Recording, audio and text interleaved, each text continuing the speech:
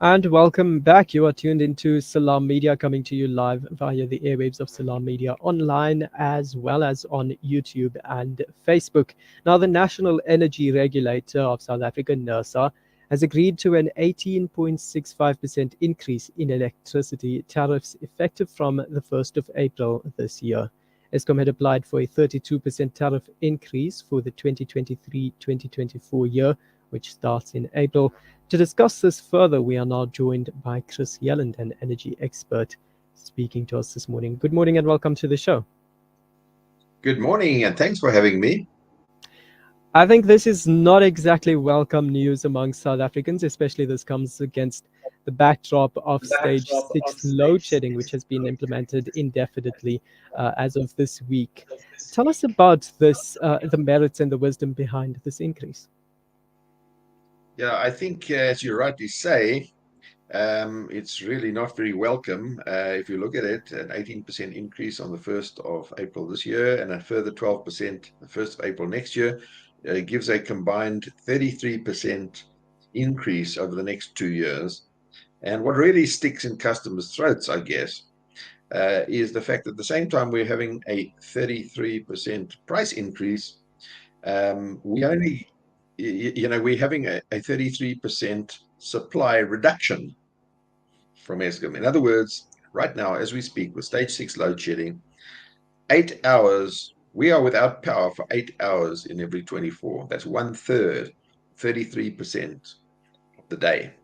Yeah, so this is really galling for customers because they're facing price increases at the same time they're facing supply constraints. But if I were to try and look for something positive in all of this, I can say that this is the biggest and strongest economic signal that we are getting, that customers need to take control of their own energy futures. The business case for alternative solutions such as solar PV and battery energy storage, both at domestic, commercial, manufacturing, mining, agricultural sectors, is becoming it's a no-brainer now. If you look at just the economic savings you can make, in addition to the additional security of supply you can achieve so that you can continue business and become more resilient, as well as the imperatives to decarbonize, the whole business case for these alternative solutions, as well as, by the way, base supply solutions, base load solutions from independent power producers competing with Eskom. The business case is becoming better and better, and this is the only positive thing that I can see in this. Yes, of course. But then I guess that obviously is something that's only really possible for the bigger businesses who can actually afford this. But what then happens to smaller business? And I'm sure we already have some sense of what might happen there. Well, I think it's becoming a no-brainer for any business. I mean, I operate a small business from home, and without a battery backup solution, I could not do business. And the battery backup solution that I've got cost about 8,000 Rand. And it means I can continue my business, which is, a small home business. I can continue through load shedding. So I think every single business has got to start looking at its own situation and looking at the options for it. And in a business, it is a no-brainer. Yes, you have to make an investment, but every small business has to start thinking like this if you want to stay in business. Yes, of course. And then, of course, just coming back to the issue of the increase. Now, the regulator said that, quote unquote, this was an extremely difficult decision, which required them to balance between the needs of Eskom, which, of course, is a cash-strapped state entity, as well as consumers. Would you say this balance has been struck? Well, I guess, if you're Eskom, you'll say you didn't get enough. They asked for 32% increase and they got 18% increase this year. So they are saying they didn't get enough. The price of electricity is still too low, according to Eskom.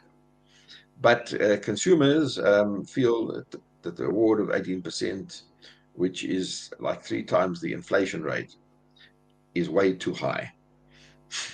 So when you look at it like that, perhaps some kind of a balance has been struck between the needs of customers and the needs of Eskom.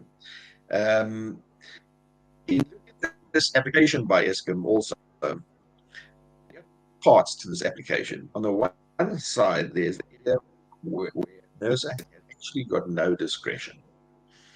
As a result of not following its methodology in the past, Eskom challenged a number of its determinations in court and won. That NERSA had erred in following its own methodology in determining the price increase, and it erred on the side of the customer. And now the courts have ordered this clawback from customers in the current tariff increase. So to some extent, a portion of this tariff increase is outside of NERSA's control, and they don't have any discretion over it. It's a court order, and if they don't give that court order, they will be in contempt of court.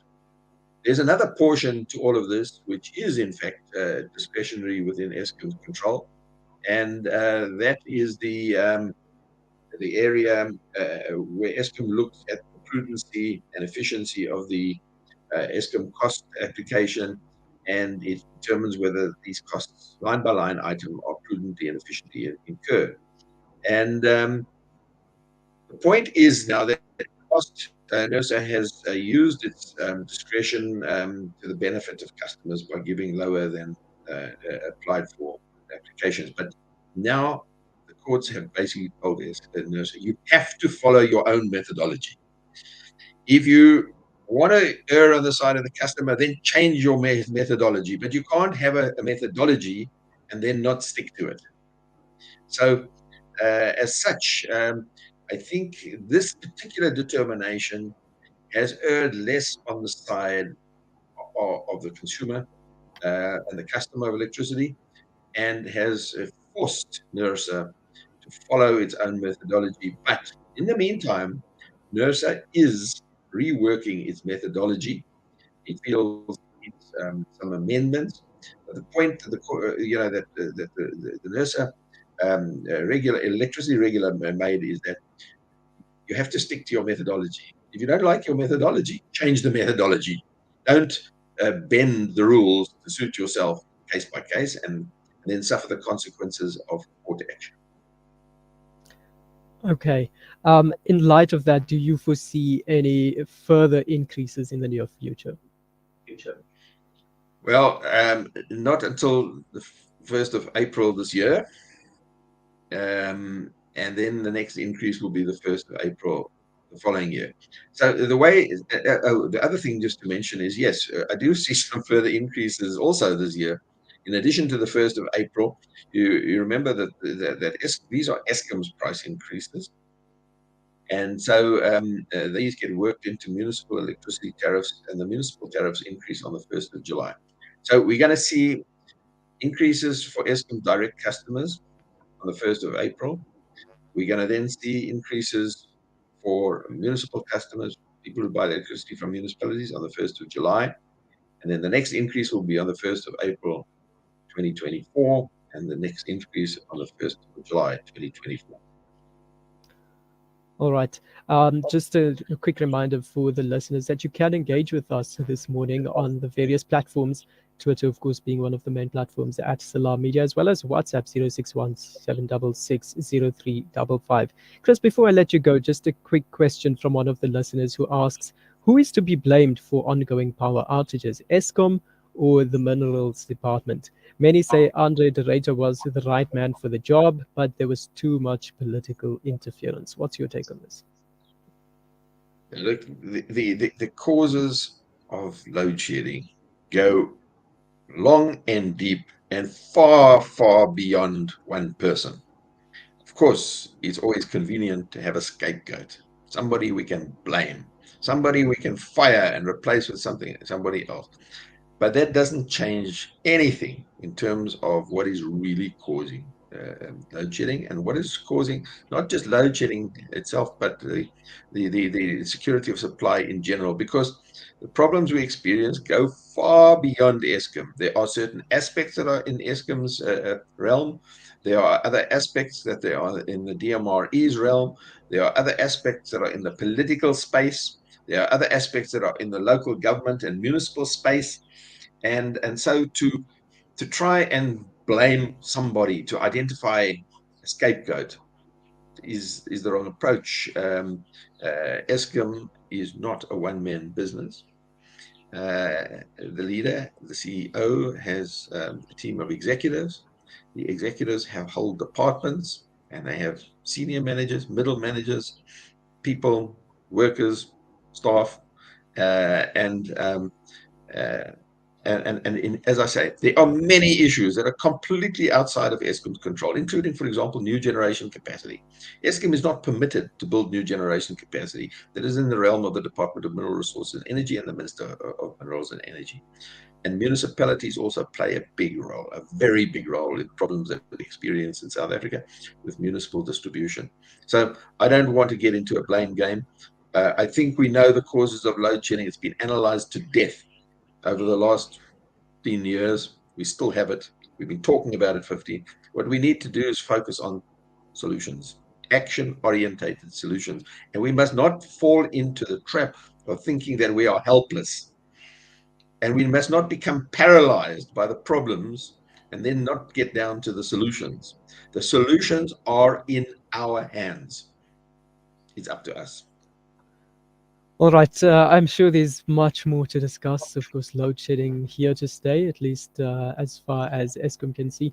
But yeah, I guess time has been against us, and that's where we leave it. And thank you so much for your time this morning.